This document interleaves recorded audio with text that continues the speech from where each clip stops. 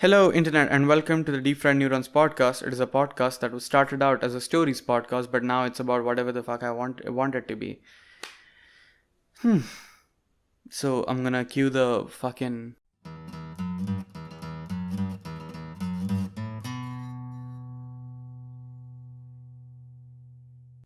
Again, it's a 3 in the morning episode, and today I genuinely wanted to bring you something else because this is not a political podcast. Like, there's a lot of political elements to the stories I share on this podcast, but it's not current affairs. It's like political history or whatever, or social issues history or whatever. But this is the first time I'm talking about something that is overtly involved in current YouTube politics.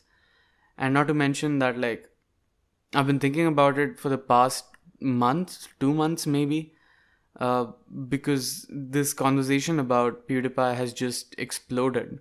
And, I'll try to answer why I think if he is or he's not a racist. Of course, my answer is no. I've been a huge fan of PewDiePie for a very long time. I'm not a golden era bro or whatever, but I think I started watching his channel in like 2012, 2013. He was already at the number one spot at this point. He's just passed Smosh for the number one spot on YouTube at that time. And he was amazing. He was this guy playing these games and acting like a child. I thought it was hilarious. And my 15-year-old brain thought this was the funniest shit ever. This was the pinnacle of comedy. Or some shit like that. And that's who he was. I mean, there was a time when he was really fake. There was a time when he was just promoting games and pushing out content every day of the week. Doing like Scare PewDiePie series. He was basically like a diet sellout Logan Paul. And you know what? Actually, speaking of which, did you guys watch the mockumentary which was sold as a documentary by Logan Paul? It was actually hilarious. He pulled a fast one on all of us. I usually don't like him, but like I gotta give props when he's got me. Anyway, why am I talking about Logan Paul? Basically, so the PewDiePie conversation, and I mean it's coming from an Indian, and I'm doing a deep take on it. I don't think I'm the only Indian talking about PewDiePie on the internet. Simon Says is the biggest one, and he does a good job actually. I agree with almost everything Simon has to say about PewDiePie, and he covers most of it very well. Now, I don't understand the narrative of PewDiePie being a racist. I actually think if equality is what you want on the platform, PewDiePie should be your best natural ally. I have no idea why he's your enemy. I mean, I understand if somebody says that, like, Richard Spencer is a white nationalist who you shouldn't be seen with. I get it. Like, he's genuinely somebody I think on a molecular level either thinks the white race is the leader or does not like other races. It's just every time he speaks he seems it comes off weird. The white ethno state isn't exactly my favorite concept. Neither is any ethno state, to be fair. All ethno states sort of rub me the wrong way. That sounded sexual. Never mind. Why am I getting into Richard Spencer? Anyway, so PewDiePie. Up till 2017, from 2013, I had never seen a single PewDiePie video which was controversial. I hadn't. Like, PewDiePie was the most non-controversial, non-hurting channel on YouTube at the time. And I think it was because he wanted to keep his number one spot and he wasn't happy with the content he was making. But it was the kind of content that was selling on the platform at the time, which is why he also pretended to be happy on his entire platform, and he faked happiness quite often. He came to the realization that this isn't the best thing to do, and it's dishonest to his fans, and it is dishonest to himself, and it is restricting him from making the kind of content he wants. And 2017 is when he got a little edgy. A little is like, I mean, it's an understatement. Uh, 2017, I think this guy started using his influences of Filthy Frank quite a lot, because you see him going outside and doing a lot more crazier things, trying out chilies and drinking urine through pipes and shit like that. I mean, it was getting crazier. It was getting more pink guy-esque at this point in time. And that's sort of where his descent started towards being called alt-right, or being called the problem on YouTube. And then when the deaths to all Jews thing happened, which was blatantly taken out of context everywhere. Now, if you think the joke was irresponsible, I still think that's not the same as racism. Or anti-Semitism. Anti-Semitism? It's not anti-Semitic. It's irresponsible. I'll give you that. You know what? Oh, fuck. Sorry, you're gonna have to bear with that. I'm sorry. I'm too lazy to re-record that part. It's not... Where was I? Yeah, it's not anti-Semitic. It's irresponsible. Okay, fine. It's not a joke in the best of tastes, but it's not a joke that comes with violation of YouTube policy, or that comes at the expense of Jewish people. And I think PewDiePie has explained himself in a video recently about the petition, which was addressing that he was basically trying to joke about the fact that people will do anything for $5, and what's the most horrible thing you can do for $5 is deny the Holocaust. I don't think he even took the power away from the subject. And at the time, I was completely with him. I really was. Because I genuinely thought that he got misrepresented and he got lampooned in the media, and they never addressed that, even though the entire YouTube community slammed them with proof over and over again all over Twitter. They just ignored it. And they painted him a racist, and it never got better from there. After that, his feud with Lily Singh, I have no idea why that exists. I mean, okay, Lily Singh is not the funniest human on the planet. I know people funnier than Lily Singh for sure. But I don't think she's the biggest problem on the platform either. I have no idea what his problem is. Actually, I do know what his problem is. And to be honest, she seems the kind of person who pushes a little bit of a forced positivity on the platform. Not the point. Lily Singh is not the point of this discussion. But his feud with Lily Singh didn't help. Then the entire copy strike PewDiePie thing happened, where I don't know what her name is. The Twitch streamer who abused copyright law to get back at him for using a word she didn't like. Now, obviously, she's in the wrong. She's all welcome to be offended by whatever word she wants, but don't abuse the law for it. Talk to the guy. It's not that difficult. I think if he should just messaged him, called him, or like just said on her stream what she thought about it, it wouldn't be that big of a deal. And even in this area, maybe like thought is not the best word to describe a woman. And the internet could be responsible with a word like that, but it's such a complex debate, because there's so much proof about the recruit level that a lot of Twitch streamers are living on, especially female Twitch streamers.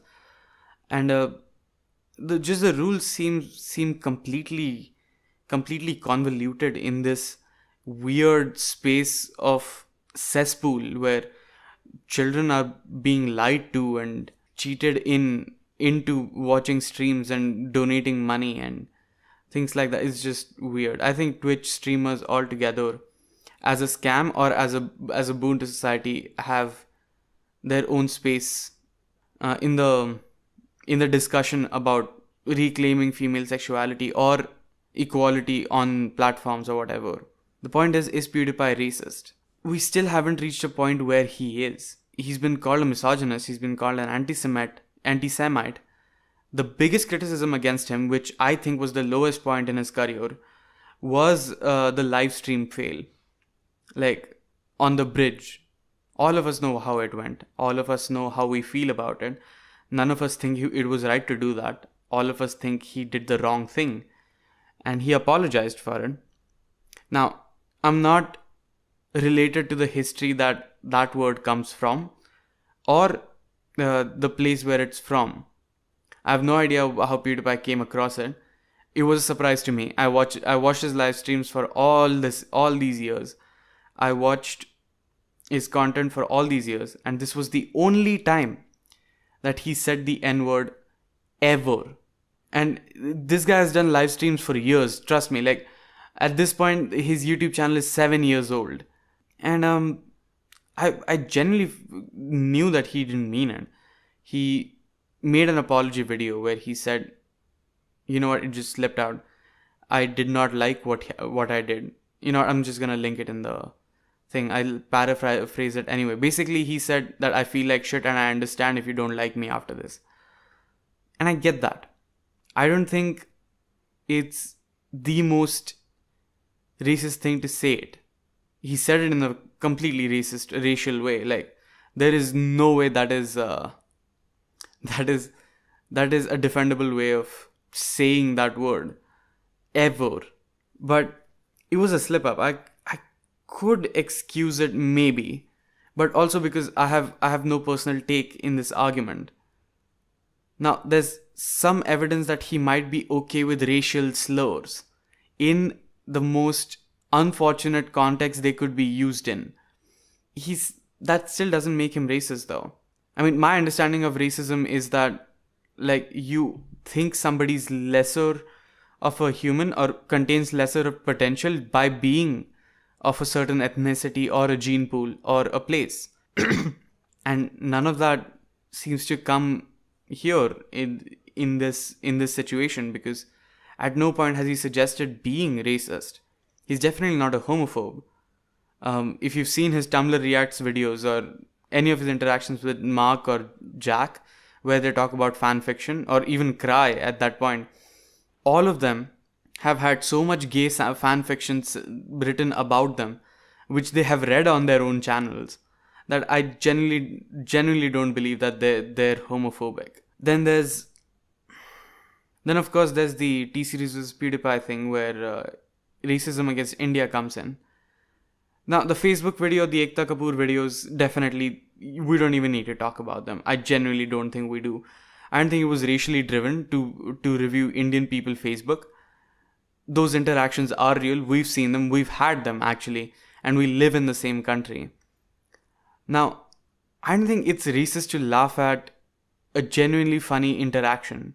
But things get twisted when we come to bitch lasagna.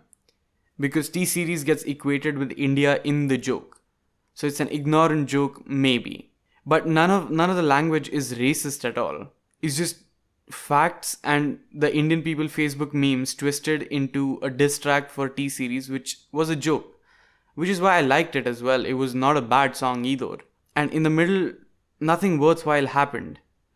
Except, of course, the shootings. Now, I want to spend as less time as possible because I know this guy wanted attention to himself and his manifesto, which I'm giving it to him in this process. But I think being a straight white male with blue eyes and blonde hair sort of attracts Nazis automatically towards you. Like, if you're from anywhere in Scandinavia and you're from that gene pool, you're going to be celebrated by the Nazis. Number one. Number two, it's like Assad. Do you know what I mean? Like, Assad is doing it for his personal gain. I'm not sure what their motive is here. But I would see a fascist polluting a very big fan base with their agenda, especially if genetically what they're looking for is in this candidate. Like, for other people to back up this thing, to radicalize it, to own it. Because if a radical group moves into a fandom that is literally not about them, eventually the more moderate people who think of themselves as good people who want democracy around them will move away from that fandom. And they will own that space of culture or whatever. And it worked. The petition was in part started so that PewDiePie gets deplatformed for being a white supremacist. This is exactly what he wanted. He wanted PewDiePie to be the symbol of white nationalism, which he's not. He not voluntarily, at least. At least twice once in the last year, and once last year, and once the year before that. I've heard him say that white supremacist content on YouTube makes all of us look bad. So does violent sociopathic content being sold to children make us look bad. And I completely agree. Now, it just happens that PewDiePie also is genetically what they're promoting. Which is why they want to own his fan base. They want ownership over him, which is why he's been on white nationalist websites and everything after the entire debacle with death to all Jews wala joke that happened. I'm so worried this is gonna get out of context. No, never mind. Not important right now. Then there's congratulations. Here's where I think PewDiePie fell off the rails for me, because so far his portrait was okay by me. Like, he was an individual, just one little Swedish boy. I hope he's not listening. Even if he is, I hope he gets the message. I don't understand why Indians are poo brains was in there. Like, there was no reason for it. This was a serious diss track towards T-Series. And I don't mind you being salty about losing number one spot. I would be too. Especially to T-Series, or like a corporation that doesn't give a shit about the platform or the identity that it was built on. But suck my Swedish meatballs. T-Series can suck a dick. And did you know that Indians are filled with poo brains? It just seems like you wanted to say Indian brains are filled with poo brains in that context as well. And not to mention that it's a little cringy.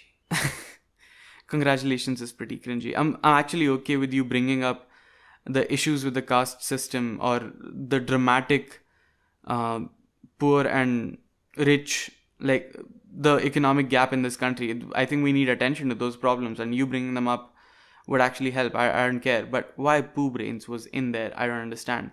If you said T-Series is full of poo brains, I wouldn't have given a shit.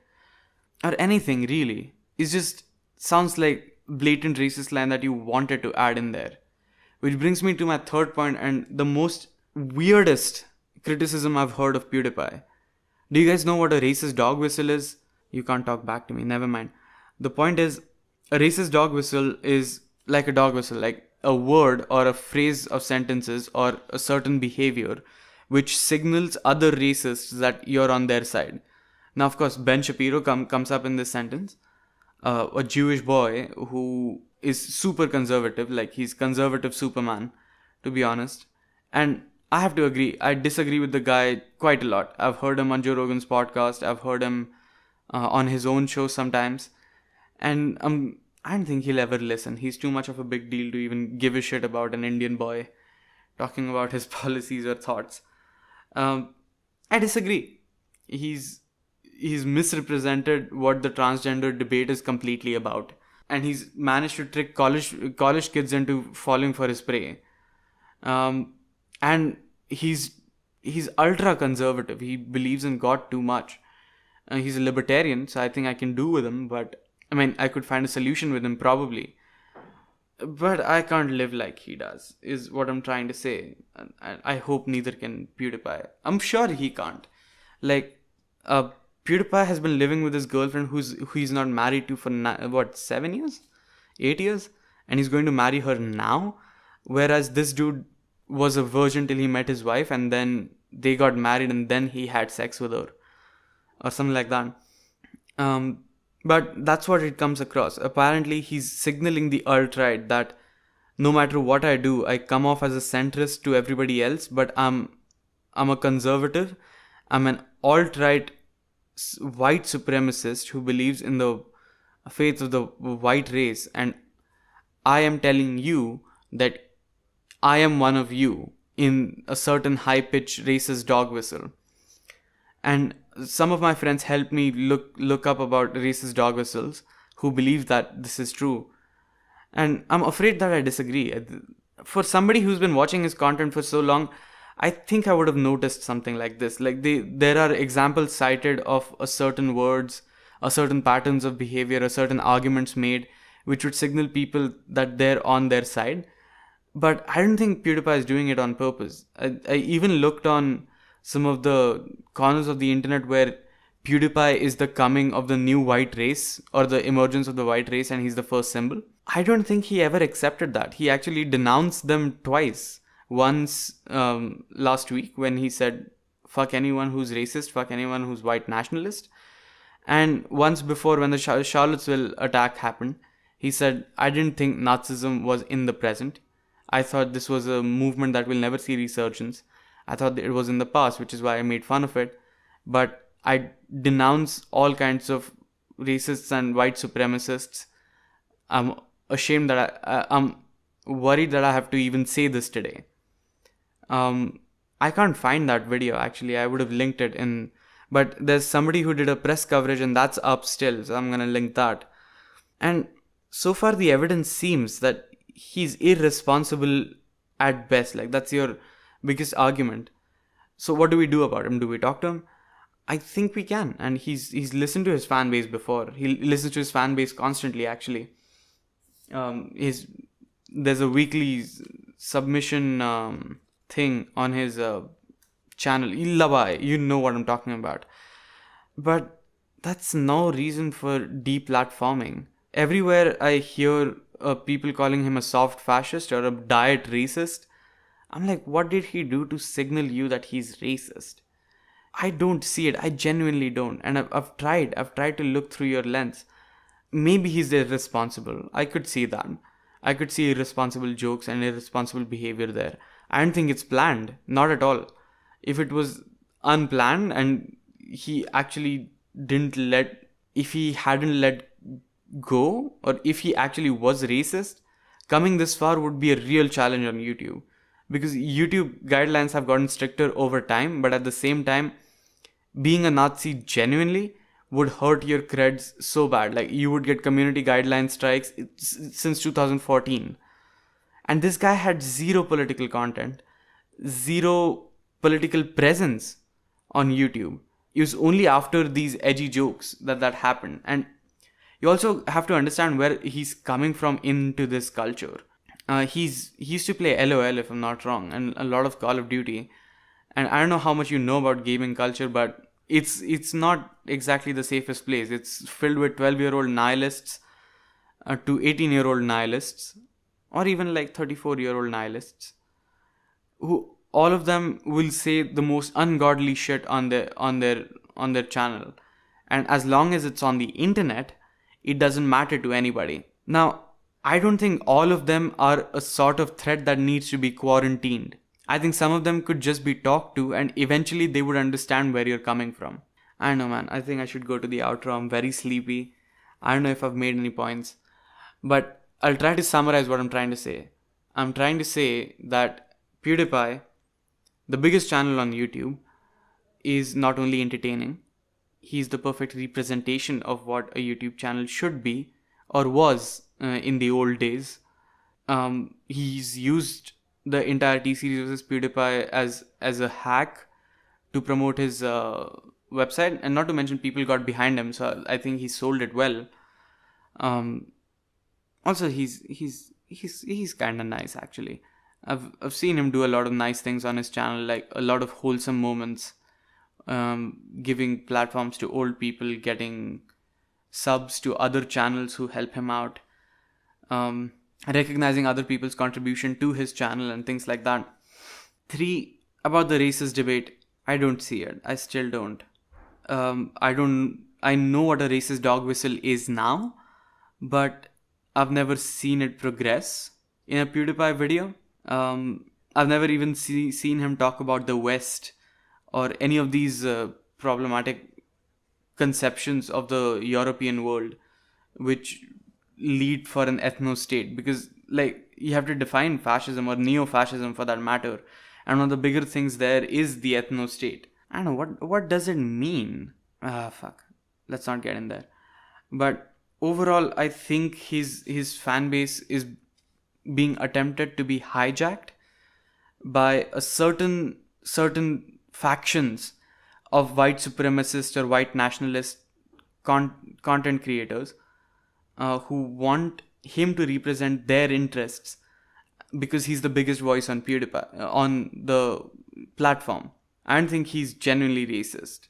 I don't think he's your biggest problem, and I don't think he deserves to be deplatformed at all. There are a few people who deserve to be deplatformed, but I mean, I'd wait for them to know what they're doing, and if what they're doing is way too harmful to even deal with, you know what? Go ahead. I'm not completely against deplatforming. It's just the threshold should be pretty high, because I make living off of this shit as well. I mean, I said fascist a bunch of times, and I'm discussing the neo-fascist propaganda right here. I don't know how YouTube will take this. They're gonna bury this video for sure. But yeah, I mean, for the 77,000 people who signed his petition, you know what? Download ad blocker and watch his videos. Just download ad blocker. Like, that's what I request you to do, and watch his channel.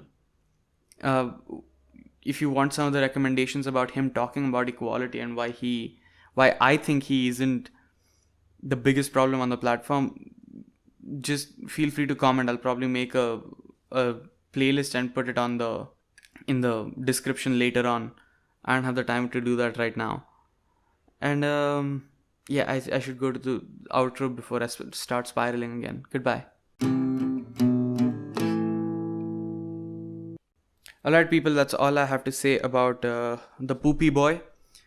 I still enjoy his content. If you're listening, I sort of started doing this thing because like I watched your channel a bunch.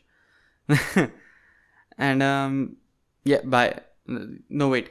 Oh yeah, my podcast is available on like almost all major platforms now, from Anchor to Break to, you know, Pocket Casts and all those places, just everywhere except SoundCloud. I'm off SoundCloud now. I'm on Anchor, so you guys can find it everywhere.